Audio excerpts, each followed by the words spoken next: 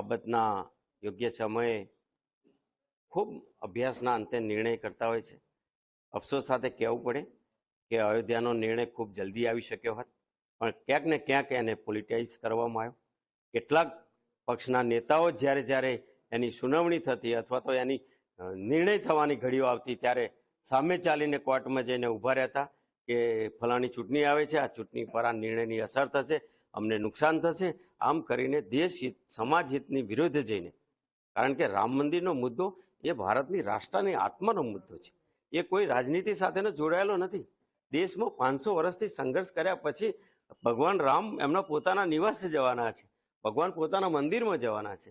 એવા નિર્ણયને રાજનીતિના અખાડા તરીકે વર્ષો સુધી ચલાવ્યો, કારણ કે તુષ્ટિકરણ રાજનીતિ એમના પાયામાં હતી. એના કારણે આ નિર્ણય ખૂબ મોડો થયો છે. અને હવે જ્યારે આ નિર્ણય 22મી જાન્યુઆરી પ્રત્યેક ભારતવાસી આ નિર્ણયને એક દિવાળીની જેમ ઉજવવાનો છે.